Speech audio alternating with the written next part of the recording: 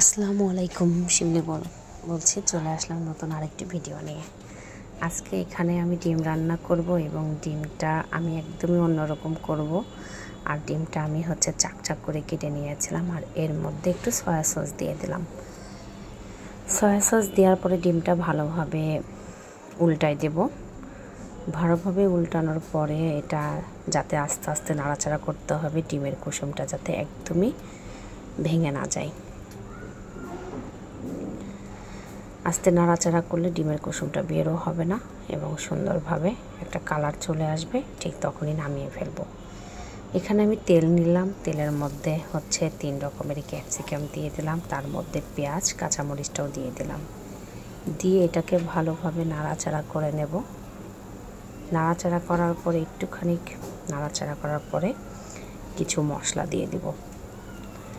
আর এভাবে ডিমটা রান্না করলে অনেক মজা লাগে এবং একটা আসলে অন্যরকম একটি রান্না। আর যারা চাইনিজ রান্না করেন ফ্রাইড রাইসের সঙ্গে এটা একদম অনায়াসে খেতে পারেন।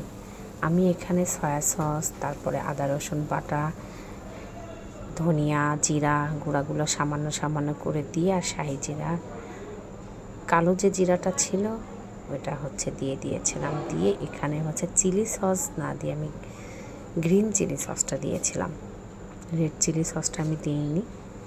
তারপরে পরবর্তীতে আমি একটু রেড চিলিটাও দিয়ে দিলাম। দুইটা সসই একসঙ্গে দিয়ে এটাকে ভালোভাবে নাড়াচাড়া করে একটুখানি কষিয়ে নেব।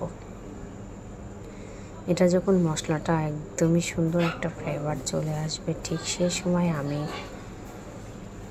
ডিমটা দিয়ে দেব। ততক্ষণ আমি একটু অপেক্ষা করছি। এর আগে এখানে আমি ফ্রাইড রাইস করছি। ফ্রাইড রাইস করার আগে আমি এখানে ডিম দিয়ে দিলাম। ফ্রাইড রাইসের মধ্যে ডিমটা দেওয়ার পরে এটাকে ভালোভাবে নাড়াচাড়া করে নেব। আর এই ফ্রাইড রাইস দিয়ে ডিমটা খেতে কিন্তু অনেক মজা লাগে। আমার কাছে তো বেশ অনেক ভালো লাগছিল।